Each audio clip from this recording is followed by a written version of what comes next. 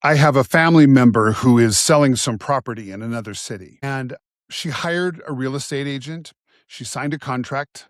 She trusted in the process, but the real estate agent badly miscalculated the value of this property. And so the property was massively overpriced, unfortunately. And so over the months of this real estate contract, there's been no movement, obviously no sale. There's just been frustration on the part of my relative. And she's just waiting for the contract to expire. She's been looking for a better real estate agent. She's just frustrated and wants out of this contract. And you and I both know that's how contracts work. In a contract, we're looking for a way out if the other person isn't holding up their end of the deal.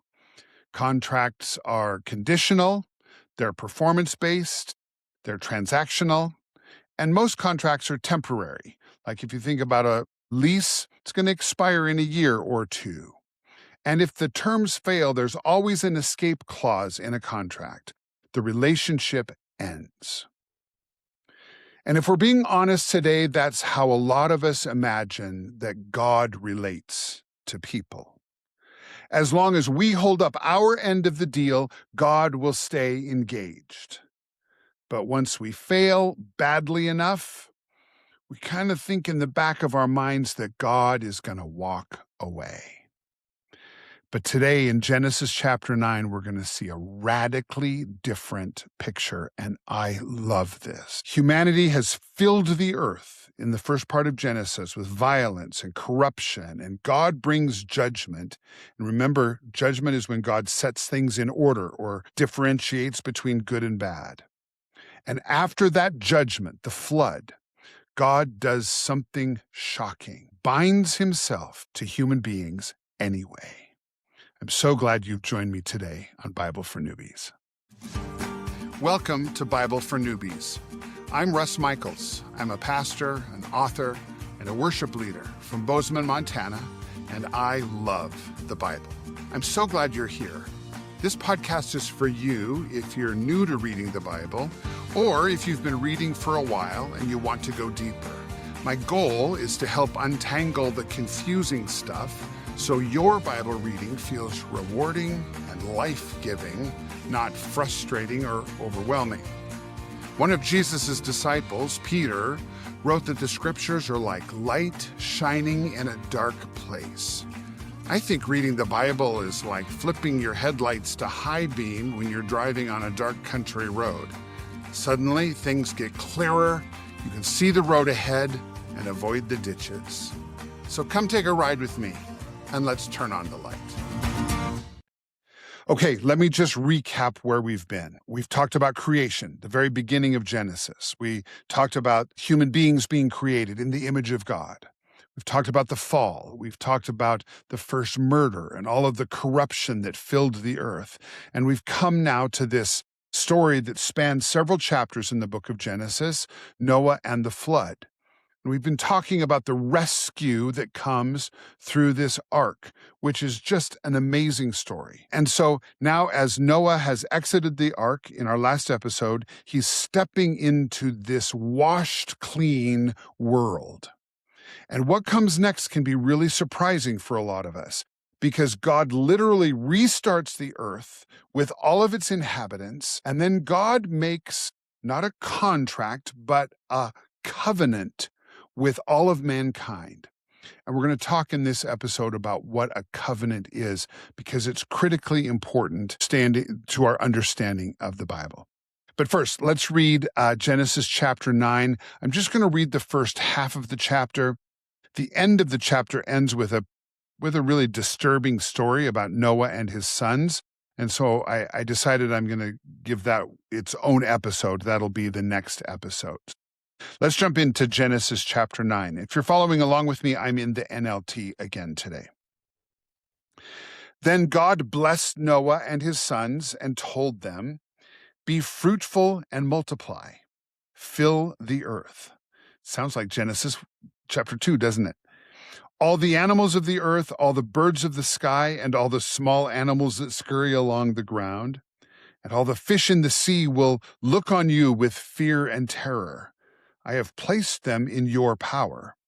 I have given them to you for food, just as I have given you grain and vegetables. But you must never eat any meat that still has the lifeblood in it. And I will require the blood of anyone who takes another person's life. If a wild animal kills a person, it must die. And anyone who murders a fellow human must die. If anyone takes a human life, that person's life will also be taken by human hands. For God made human beings in his own image. Now, be fruitful and multiply and repopulate the earth. So many hyperlinks here back to the very beginning of Genesis. Verse 8, Then God told Noah and his sons, I hereby confirm my covenant with you and your descendants, and with all the animals that were on the boat with you, the birds and the livestock and all the wild animals, every living creature on earth. Yes, I am confirming my covenant with you. Never again will floodwaters kill all living creatures. Never again will a flood destroy the earth. Then God said, I am giving you a sign of my covenant with you and with all living creatures for all generations to come. I have placed my rainbow in the clouds. It is the sign of my covenant with you and with all the earth. When I send clouds over the earth, the rainbow will appear in the clouds, and I will remember my covenant with you and with all living creatures. Never again will the floodwaters destroy all life. When I see the rainbow in the clouds, I will remember the eternal covenant between God and every living creature on earth. Then God said to Noah, Yes, this rainbow is the sign of the covenant I am confirming with all the creatures on earth. And we're going to stop there. Okay, the flood is over. Noah and his family have left the ark. Everybody gets a new beginning. My wife always says everybody gets a do-over. It's one of my favorite things that Chris says. And like I mentioned, there's hyperlinks sending us back to Genesis 1 and 2 everywhere. Be fruitful and multiply. Fill the earth. Animals, birds, fish, it's all repeated. And God gives humans, again, stewardship over the earth. It's like a restart of creation. And Noah, this is cool, Noah becomes a kind of new Adam standing in a new world. There's some cool things here. If you ever want to take a deep dive into a theological term called types, just like a type of a thing, or a type. Noah is a type of Christ, but he's also a type of Adam. Adam is a type of Christ. There's all these hyperlinks where these important biblical figures foreshadow Jesus and they echo or foreshadow each other. It's a cool study if you ever want to go into that. And Noah really is like this new Adam in this new world. Now, Adam began in a garden. He was untouched by sin. But Noah here is beginning in a world that is carrying the scars of judgment. This is a renewal and a new creation story, but we're reminded really quickly here that this is still a broken world. But what's beautiful about God's nature as it's revealed here in Genesis 9 is that God isn't waiting for us to be perfect before he moves toward us again. And that's what covenant is all about. So to recap, humanity is still broken. The human heart still bends toward evil. And that's why God making a covenant with all of creation is so astonishing. It's not because people had improved or because Noah was so perfect. And in fact, in the next episode, we're going to see that Noah's own family just falls apart. It's really tragic. But God makes this covenant fully aware of how broken we are. So The flood did change the world, but it didn't change the human heart. Jesus will do that. So now let's talk about covenant. Let's talk about what this is. I've been waiting to get to this part. A lot of us learned Bible stories when we were growing up. If you went to Sunday school or if your parents ever told you Bible stories, maybe from a Bible picture book, we had one when I was growing up. You probably learned the stories about Noah and Moses and David and Jesus. But for children, nobody ever really showed us the thread that connects all of these stories together. And this is one of the things that I hope you'll grasp today in this episode. The idea of covenant is a thread that is woven from Genesis all the way to Revelation. The idea of covenant, the theme of covenant, is really what holds the whole Bible together. The Bible Project guys say often that the Bible is a unified story that leads to Jesus, and the unification of the story, it really is covenant. There's a number of themes that we always see when a covenant is being articulated in the Bible. We hear promises of loyalty and faithfulness, commitment, staying, not walking away. And really, if I could define what a covenant is God saying, I am binding myself to this relationship, will remain faithful. It's really extraordinary because I think a lot of us think that we need to make some sort of a promise to God. And a lot of times we will make promises to God. But what we don't always realize is that God himself has made a covenant with us. I am binding myself to you, and I will remain faithful. There's a verse I love in the New Testament. The reference isn't coming to me, but it says, even when we are faithless, he remains faithful. That's covenant. And so in this covenant that God makes with us, what God is doing is he's willingly limiting his own options. It's not that he loses sovereignty or loses power, but he limits his options because what he does is he promises the people of the earth and all the creatures of the earth in this covenant that he's going to be faithful instead of walking away. And you know what? God always keeps his covenant. And it's so different than a contract. Like I started this episode with that story of the covenant or the contract, the real estate contract. So different. Contracts are transactional and conditional. They provide protections and they're temporary. But covenants are relational. They're loyal.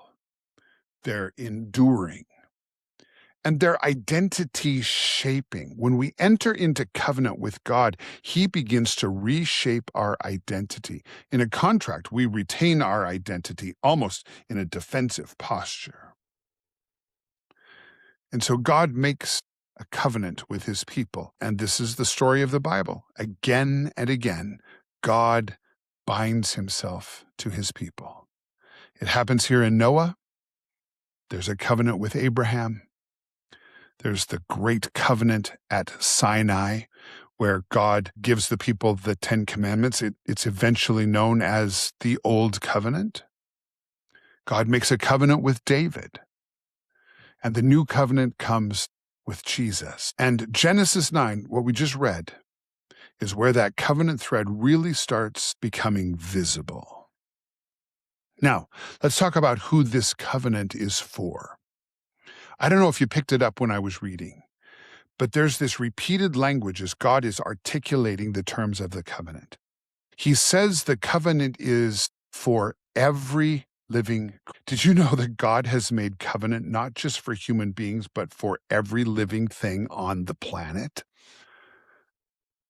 That's mind-blowing to me. He uses the phrase all flesh and the earth.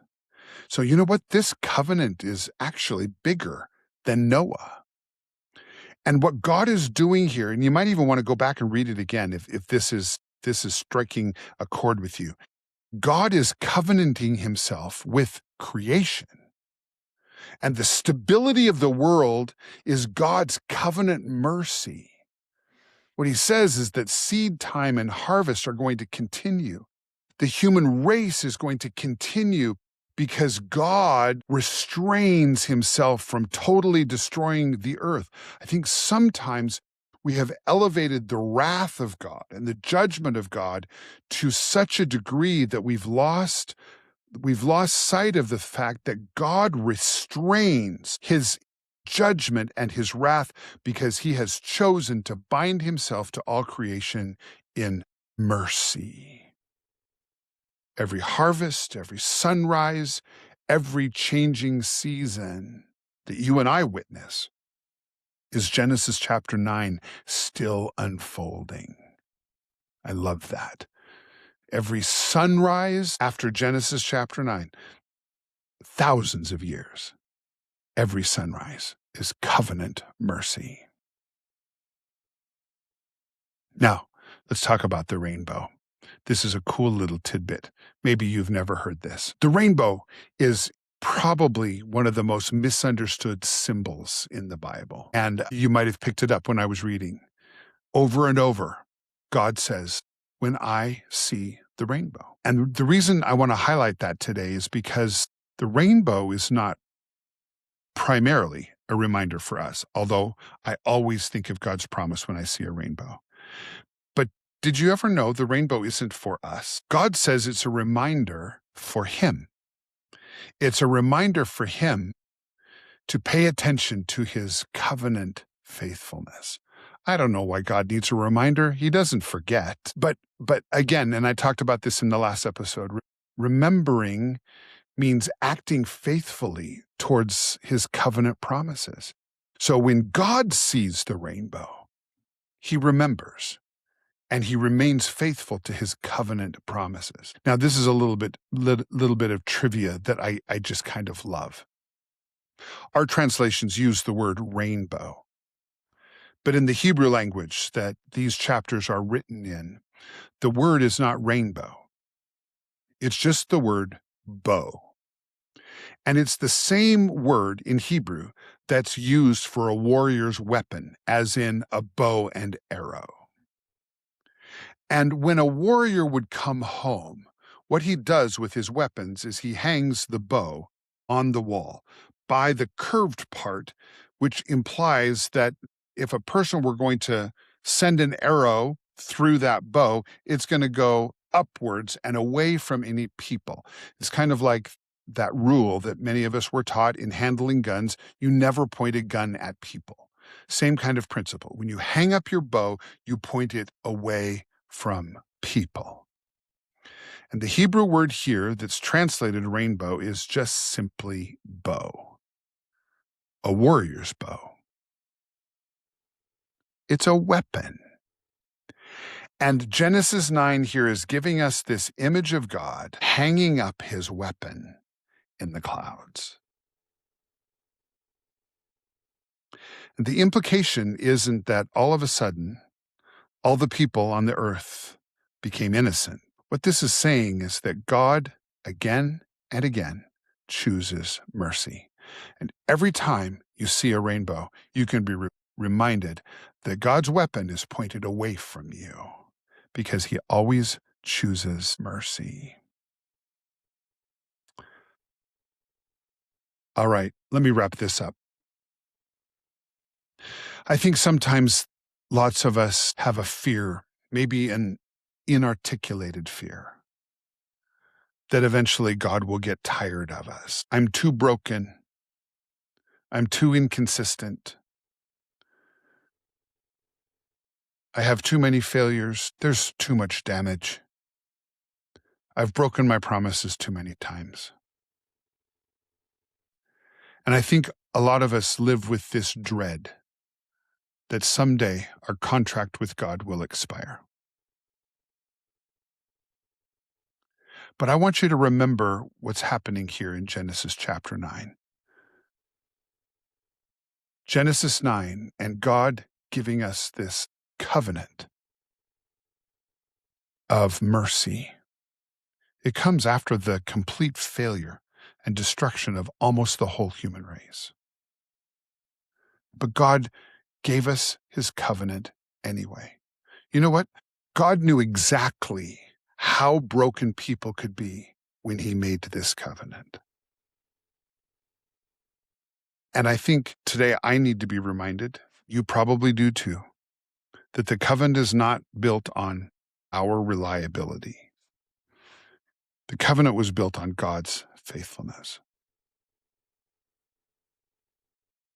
So this covenant thread, if you trace it through the Bible, it eventually leads to Jesus, who lifts a cup and he says, "This cup is the new covenant in my blood." And if you're familiar at all with the story, and maybe you're not, so let me just mention this to you. Those words, "This cup is the new covenant in my blood," Jesus says these things before he goes to the cross, before he's raised from the dead, before Peter denies him 3 times, before Judas betrays him. And so Jesus offers a new covenant in the middle of this storm, not after the storm has passed. And just like in Noah's day, the new covenant is not offered to perfect people. It's offered to broken people. And really, this is what Genesis 9 has been showing us all along. The covenant comes after the violence and the corruption, after the judgment, after this great failure on the part of the human race. But here's God still moving toward people. And he stays and he remains faithful. And every time we see a bow in the sky, it's a reminder that the Bible is the story of a covenant-keeping God.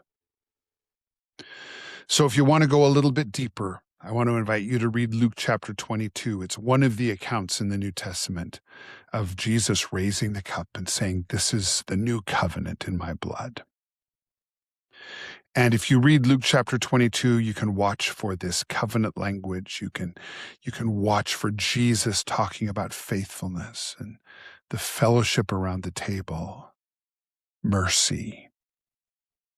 And the story is so beautiful because Jesus knowingly makes a covenant with these flawed people. He's sitting at a table with disciples he already knows are going to fail him. One betrayed him. And so in the middle of Jesus's storm, he gives us the new covenant.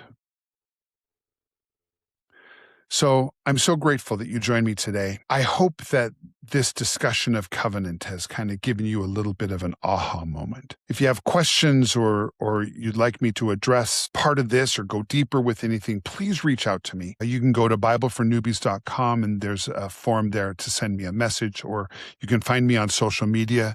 My handle is @RussMichaels. I love to hear from you. And I just want you to know how faithful God is and how deep his covenant is and how he will never walk away from you. That's who God is.